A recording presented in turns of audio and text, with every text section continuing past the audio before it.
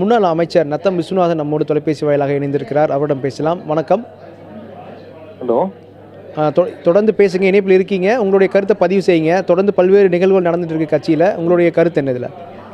Hello. தொடர்ந்து பேசுங்க. தொடர்பில் இருக்கீங்க. தொடர்ந்து பேசுங்க.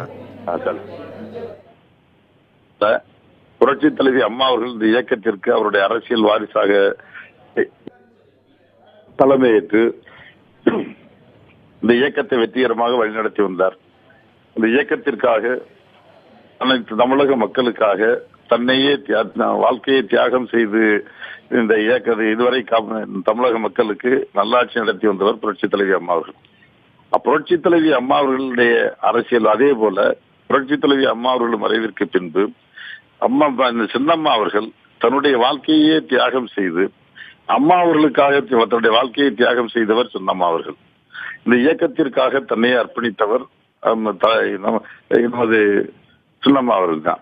இன்றைக்கு இருக்க சூழ்நிலையில் எப்படி தலைவருக்கு பின்பு அம்மா அவர்கள் இந்த இயக்கத்தை தலைமையேற்று வழிநடத்தி இந்த இயக்கத்தை காப்பாற்றினார்களோ அதே போல இன்றைக்கு இருக்க சூழ்நிலையில் சின்னம்மா அவர்கள் தான் அம்மா அவருடைய அரசியல் வாரிசாக இருக்கின்ற சின்னம்மா அவர்கள் இந்த இயக்கத்திற்கு தலைமையேற்று வழிநடத்த வேண்டும். அவர்கள் வழிநடத்தினால் மட்டும்தான் இந்த இயக்கத்தை அவர்கள் மட்டும்தான் இன்றைக்கு இருக்க சூழ்நிலையில் தகுதி படைத்தவர். எல்லா வகையிலும் இந்த இயக்கத்திற்காகவும் அம்மா அவர்களுக்காகவும் தன்னுடைய வாழ்க்கையை அர்ப்பணித்தவர். அவரோட சுக துக்கங்களில் மட்டுமல்ல, அவர் கஷ்டப்பட்ட நேரங்களில் அத்தனையும் அவருக்கு உறுதுணையாக இருந்து சந்தித்த சோதனைகள் அத்தனையும் அம்மா அவர்கள் சந்தித்த அத்தனை சோதனைகளிலும் பங்கேற்றவர்.